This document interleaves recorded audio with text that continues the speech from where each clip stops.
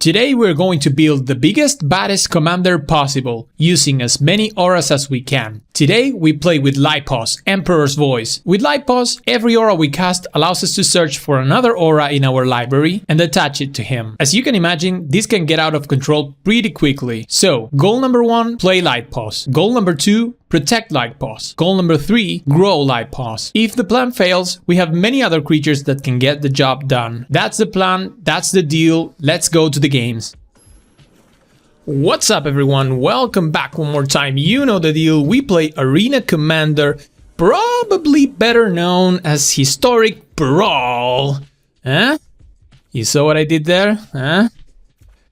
Anyways, we are playing with Lipos, Emperor's Voice, and you know what? We have been playing some of the most smart, the smartest, the most controlly decks. Let's go with Esper Sentinel.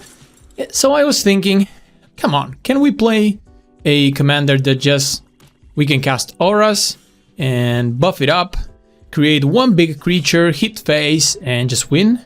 So I found this list in MTG Arena Zone, and yeah, it's just a very simple but very efficient list, and Lipos is kind of crazy. This takes me back to the first years where I was playing Magic, 1998, 99, where you were just happy about playing your 2/2 creature and put a Rancor on it and just have a big creature to attack your friends and win some games. Well, we're going to do that, but in 2022 fashion. Like, everything is broken, everything is OP, so we might as well do that, but in an OP fashion. So let's play these Shepherd Dunes, and I guess we start buffing up this Illuminator Virtuoso.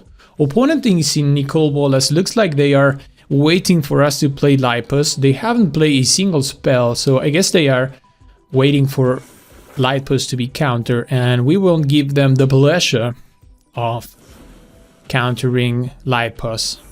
Alright, opponent has the Brazen Borrower, can even pay for the Sentinel. So we'll do what we can, which is put this cartouche on the Esper Sentinel. The nice thing now is that if they play a non-creature spell, they have to pay 2 for the Esper Sentinel tax. So we'll see. Nicol Bolas, the Ravager, usually just Grixis control with the...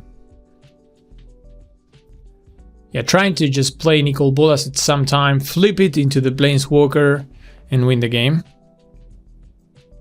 So Lipos is our commander, and it will give us an additional aura. Every time that we play an aura, we can tutor for another aura with converting mana cost less, equal or less than the aura we cast, and attach it to Lipos. So it gets out of control really fast. So we make a 5/5 Esper Sentinel with the trigger from the Saga and attack them. Not so sure how we're going to follow up this attack. We could go into the Raidan, the Murderous Rider. Alright, so opponent takes care of Esper Sentinel, but this opens up the way for Raidan, and I guess that this hurts them quite a bit, because they should have higher costed spells.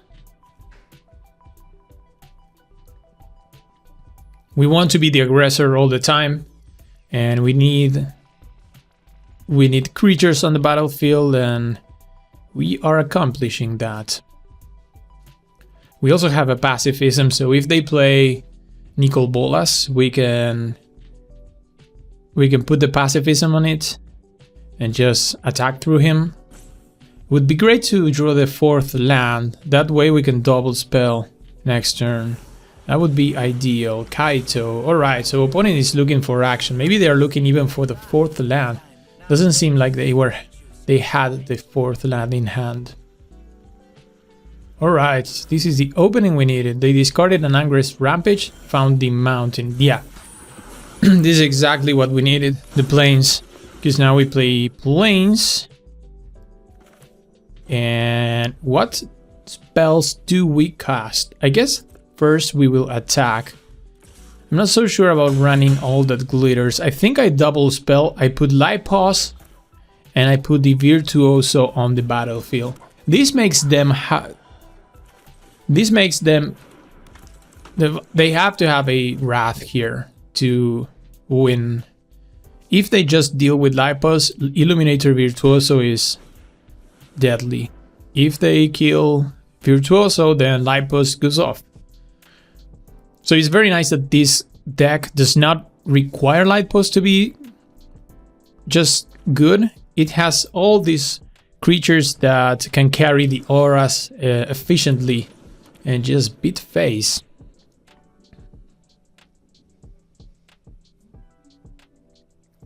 I'm really sure Raidan is hurting them.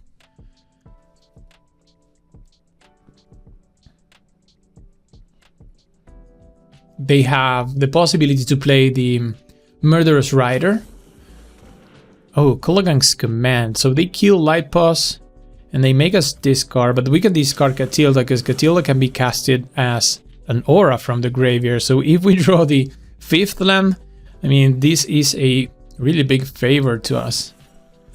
They make the Ninja, we don't draw another land, but I guess here we can do two things. First, we can put the Pacifism on the Ninja. This removes the blocker, and I guess this is going to be really big Illuminator Virtuoso. I don't know if this is enough to win. Knives, put a counter. It's a 5/5. Is this exactly lethal? I think it is. Wow! Yes! Here we are back for more Lipos. Auras everywhere. This is kind of Boggles. This is kind of the historic Brawl version of Boggles, in which you create this big creature, this big Voltronic creature, and just smash face. We are playing versus the Goblins, Muxus, which is really scary. We'll see how can we overcome. Goblin Crater Maker, that deals with the Lipos. So I guess, do we not do anything? Yeah, I mean, alright, opponent with emotes. Friendly opponent. Attacks us with the Crater Maker. We have the God's Willing, so now we can run Lipos and at least protect him from one removal with God's Willing.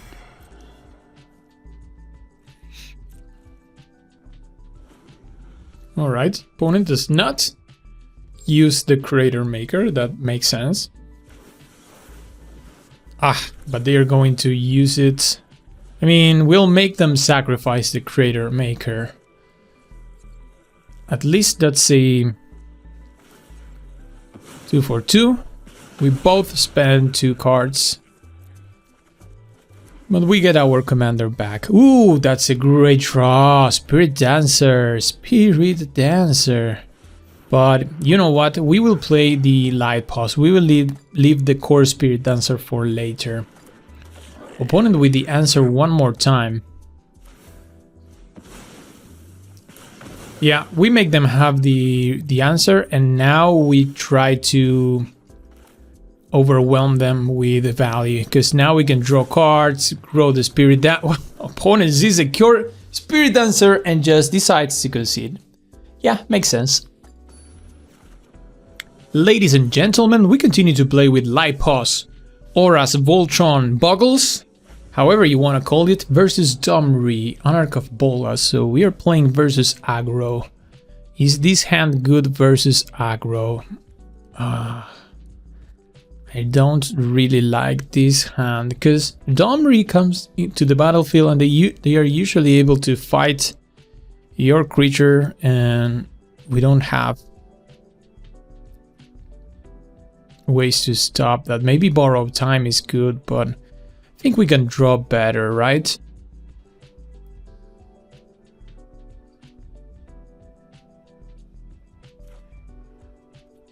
Yeah, let's mull. Well, I don't know if this is better, but we will try it. We're not going to 6. Opponent opens up with a Boseiju and an Allosaurus Shepherd. So if we wanted to counter their creatures, well, we won't be able to. Never mind, we're playing Lightpulse. They go Incubation Druid, and yeah, they are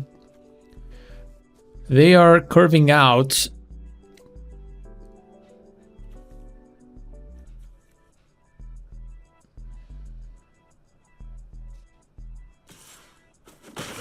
Hit us for 1, we draw planes, and I guess we have to pass. Maybe we cast Lightpulse. I'm really hesitant to cast Lightpulse into a removal spell, but if they want to play Domri, fight Shepherd with the Lightpulse to remove it, we are still accomplishing something, which is getting rid of the Olisar Shepherd, and Domri already uses the fight, or is ticks down for fighting. They had the Banefire. I mean, we had nothing better to do. I think it was right to use the Lightpulse, because we have good creatures to follow up. Maybe we can go Danita, which is a good blocker, has Lifelink, First Strike. All of these creatures can carry the auras. We have the Virtuoso, so... Alright, opponent is not running the Domri, is running bigger and better threats. How about that? I guess we can Virtuoso and we can Shadow Spear, or we can Sentinel's Mark. But I don't think we do none of both. We were really far behind right now. Really far behind. Here comes Domri.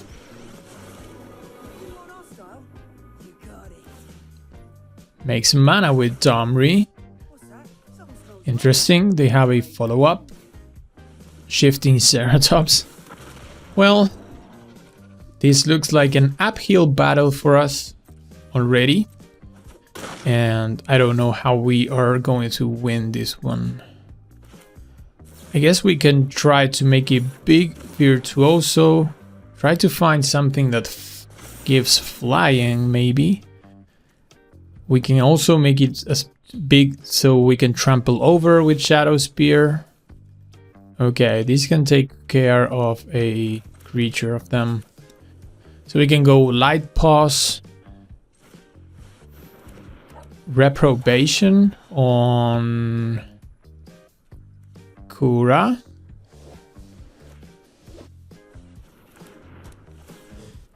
Let's find an aura.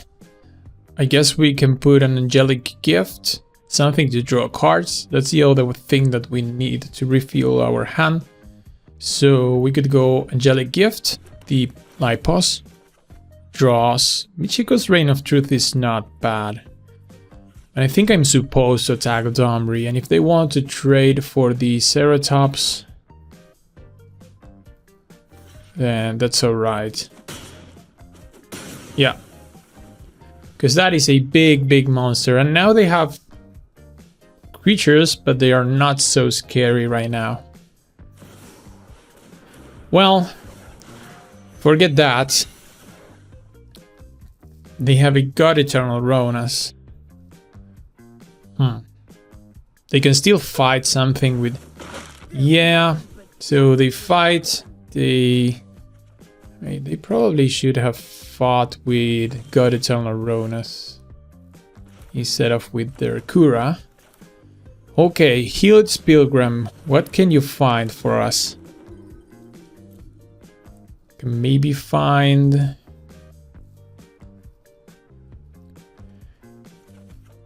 something that we can put on the Nitha to fly and start gaining life. I'm not very scared about their creatures. I'm more scared about Domri taking up.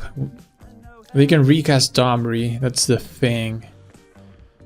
I don't know how we get out of this, because they take up Domri, then they fight. We kill Domri, then Domri comes back. Halana and Elena. I rather see Halana and Elena right now than to see Domri again.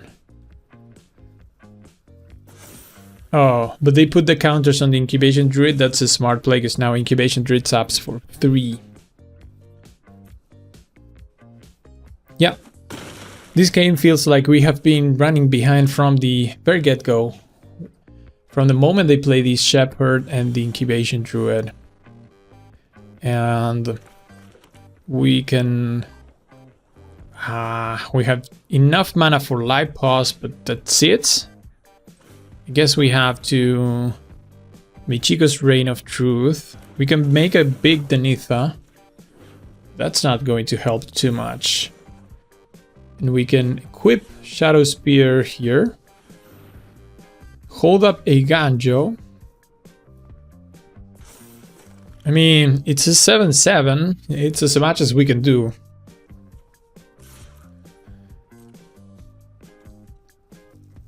Gain 7 life in the process.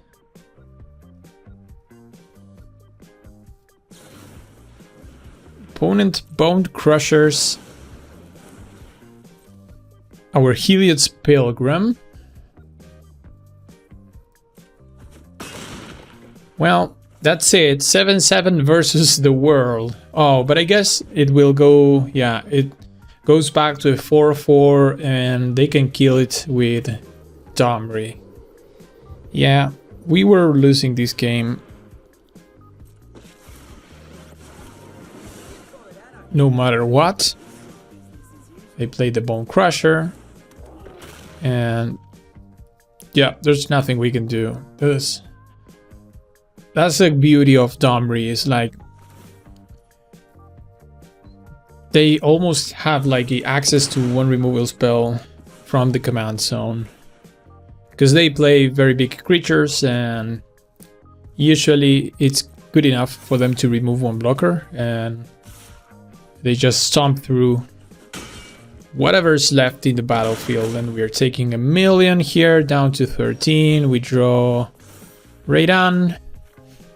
We can't do anything with Michiko's Reign of Truth. And we're just pressured too much. I mean, come on, we cannot even continue playing this game, right? Like, let's go to the next one. Yeah, concede. GG's.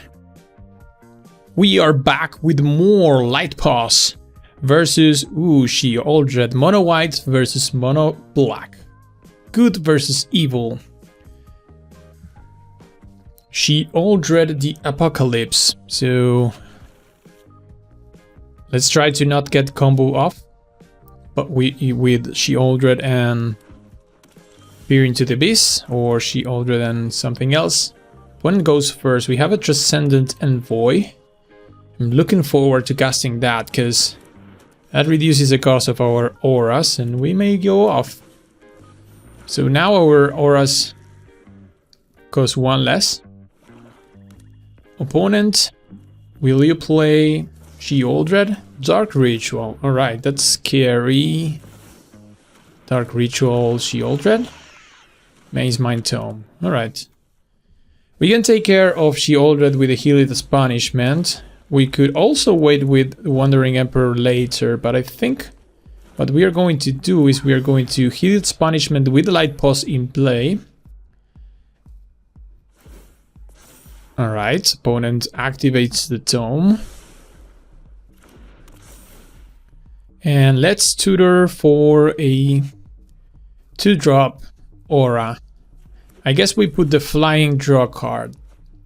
Let's get Evasion first, Card Advantage second, and then maybe find other auras. Wow, Invoke Despair. So we have to sack these and that.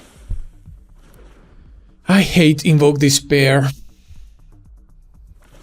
Okay, so they are taking down the counters from the Heliod's Punishment. That's 4 counters that it has.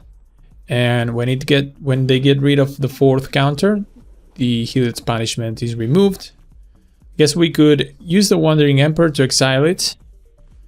But for now we can continue waiting because she already is doing nothing.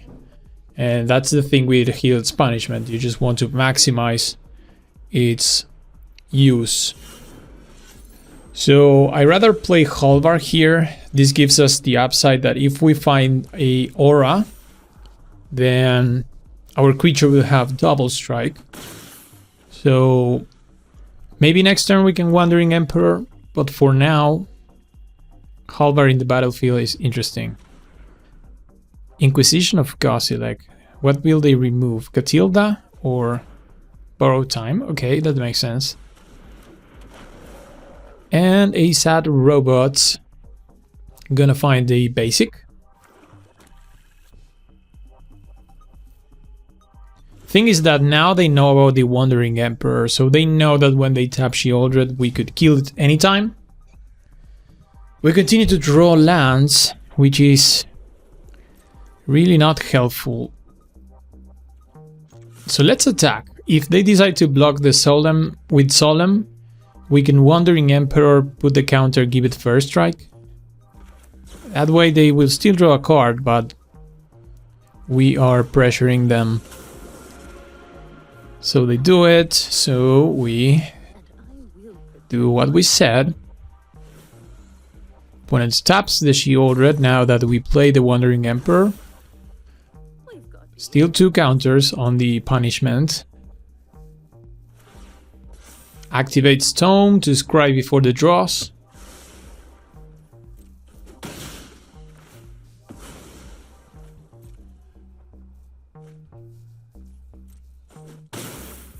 And we attack them for 4. They have 3 cards in hand. Let's hope that we can find some action. Wow, Burning Room Demon. Good God. So these tutors for 2 cards, one of which we will decide to put on the graveyard and the other one will go to their hands. So we'll see what they present to us.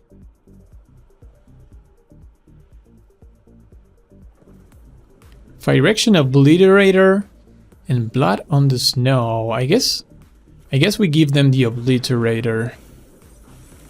Cause at this point we just win if we can keep our creatures and do our thing, and we can survive a Phyrexian Obliterator. So let's Rafin's Guidance the live pause, go tutor for another aura. We can take these 1-drops that are not so good. These just are +1/+1s. We have a double striker light pause, remember that, because of Halvar.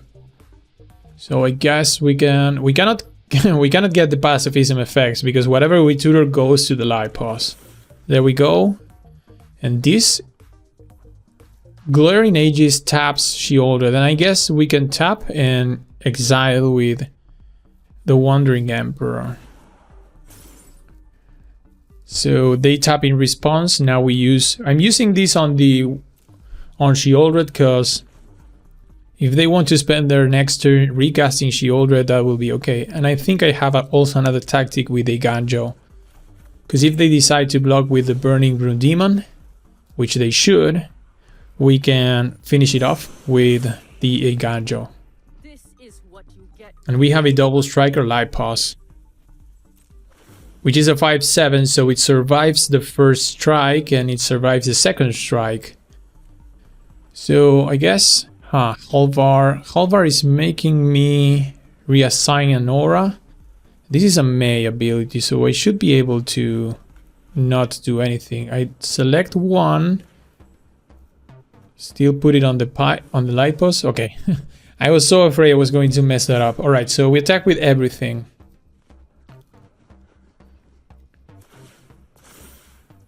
They draw. No, they scry to win the life. They go back to 22.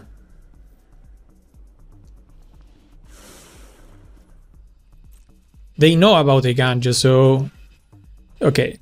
So we can deal 4. We're going to lose Halvar, but we are still going to do a lot of damage and put a Catilda on the battlefield.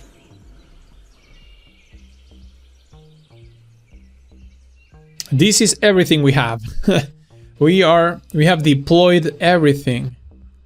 Everything. It would be great to find something with... Oh no. Well, we still have the Cave of the Frost Dragon. It would be great to have to find flying, because if they play now the Obliterator, we are going to go through the air. Can we finish them off with Cave? Alright, so she already... The thing is that they will win live. Let's draw.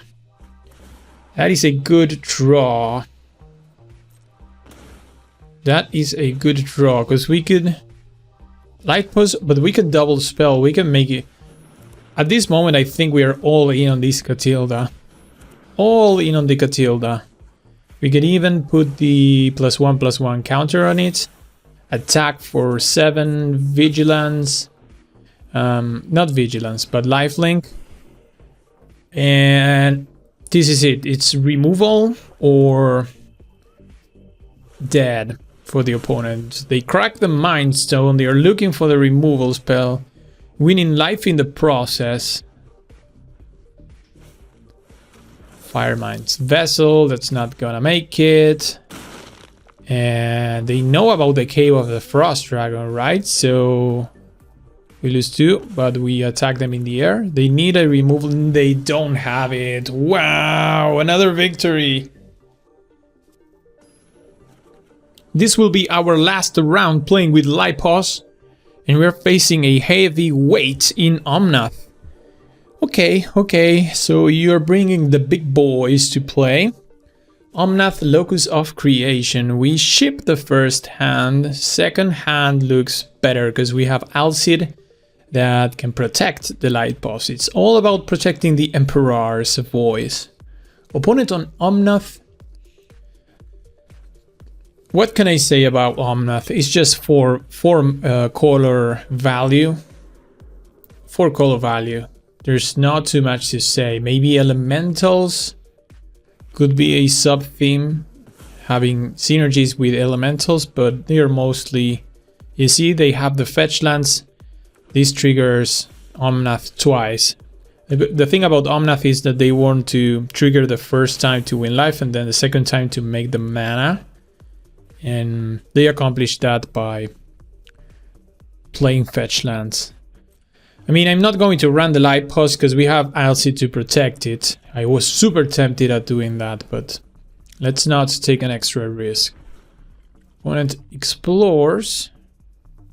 So you can see it's like a landfall. Of course, it's a landfall deck. And abusing the triggers from Omnath. Let's see. We go Reliquary, Lipos. Attack with Alcid, hold up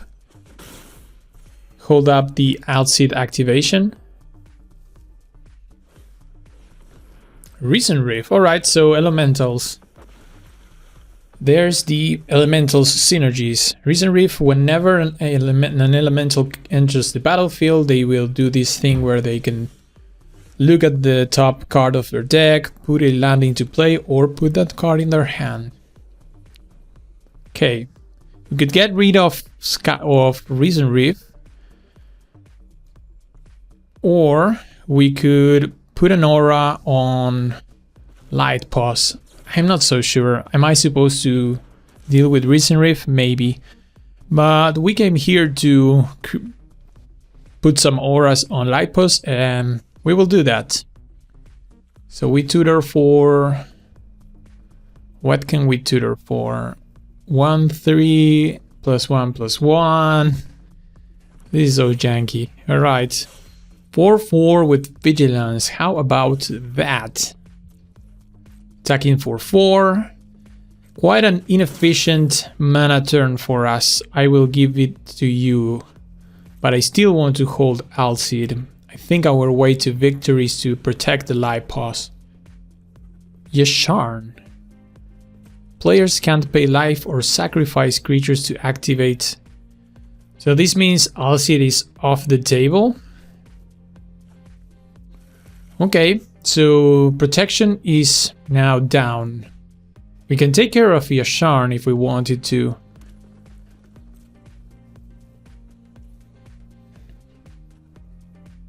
Do we crack Roadside Reliquary? I don't think so. I think we need the mana. We could crack this, try to find more action, but I think we're going to need more mana.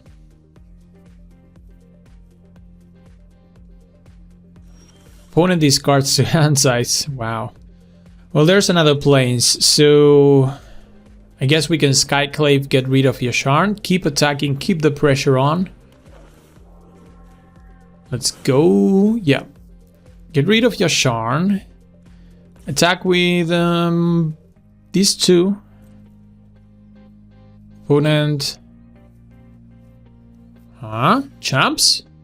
Oh, that can't be good, right? That means they have a board wipe. Alright. I don't like how that's... Yep, exactly that. Shatter the skies. Well, we are in a tough position now. They get a token. Yep. We keep drawing lands, so we will put Lipos. At least we can Lipos and Rune. So maybe we can recover from this, although that set us back hard. Let's suitor for another aura. And I guess we pick Angelic Gift.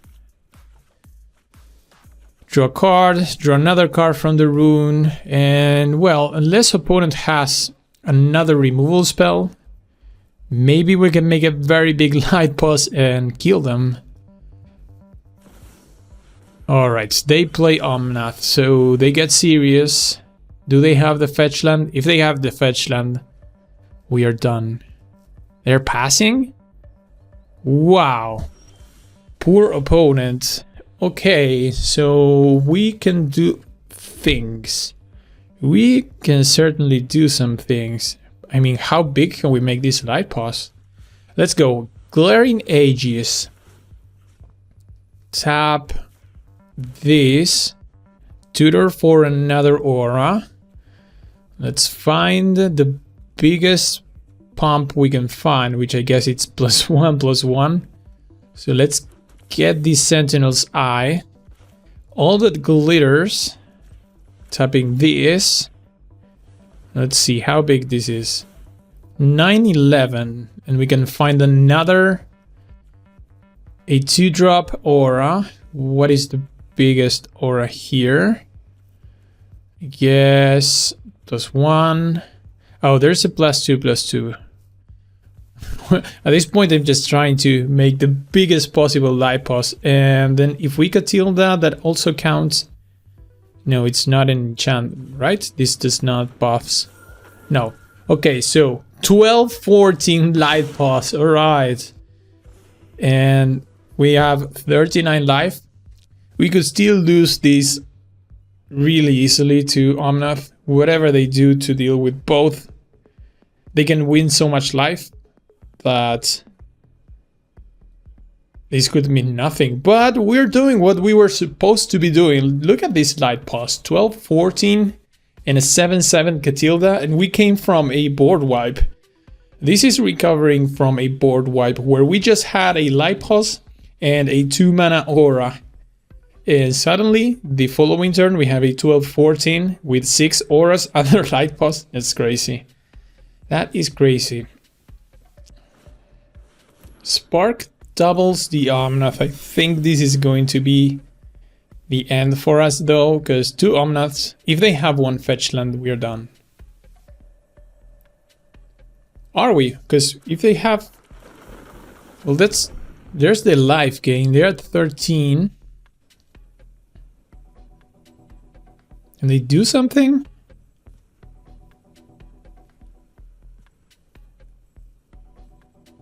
Opponent looks at the light pause. looks at every aura. Looking at another aura, looking at another aura. We see you, opponent. We see what you're doing. What could they have? Something to destroy one aura? And they're trying to decide what's the best aura to remove? Well, we have Onsera's wings in our hand. Exactly. They destroyed the flying aura, but never mind, because we play Onsera's wings, give you flying once again, tutor for another aura. How about that? Whatever. Let's put this one. 16, 18. Booyah! Oh, wow! We take down Omnath! This is great. This is great! We reached the end of the video. I hope you enjoyed it. Please consider subscribing, leaving a like, a comment, continue watching another video from this very link, and we will see each other in a future video.